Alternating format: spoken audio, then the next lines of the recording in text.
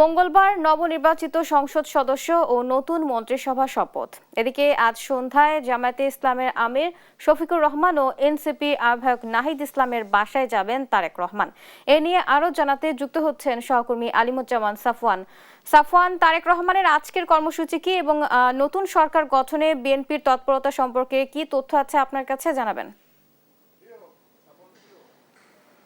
বুবলি, এই মুহূর্তে আমি গুলশানে রয়েছি বিএনপি কার্যালয়ে।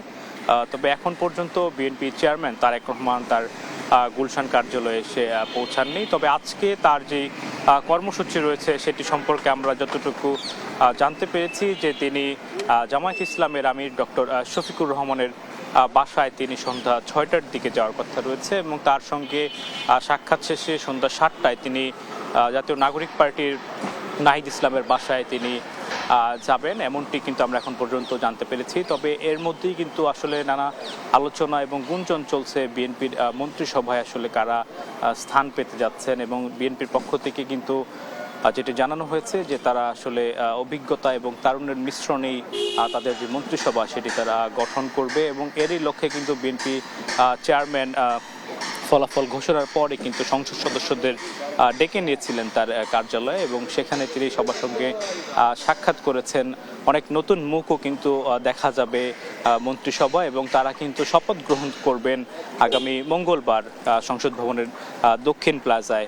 এবং তার আগে আমরা যেটি দেখছি এখন পর্যন্ত বিএনপির কার্যালয়ে যারা ভক্ত সমর্থক রয়েছেন, যারা বিভিন্ন প্রান্ত থেকে বিএনপির যে বিশাল ব্যবধানে যে জয়, সেই জয়ের পর কিন্তু তারা উচ্ছ্বাস প্রকাশ করেছেন, এবং অনেকের আসলে ইচ্ছা রয়েছে বিএনপি চেয়ারম্যান তারেক রহমানের সঙ্গে সাক্ষাৎ করার। তারাই কিন্তু বিএনপি কার্যালয়ে আসছেন, তাদের মতো করে চেষ্টা করছেন তারেক রহমানের সঙ্গে সাক্ষাৎ করার জন্য, এবং একই সঙ্গে পুরো কার্যালয়ে কিন্তু আইন শৃঙ্খলা রক্ষাকারী বাহিনীর ব্যাপক নিরাপত্তা আসলে জোরদার করা হয়েছে।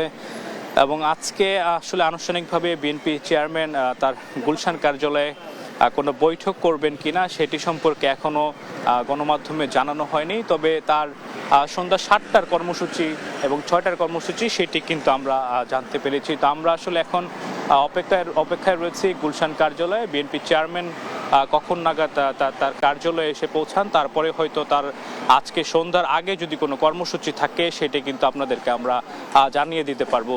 তো বুবলি, আমার কাছে বিএনপির কার্যালয় থেকে এখন পর্যন্ত এই ছিল সর্বশেষ খবর।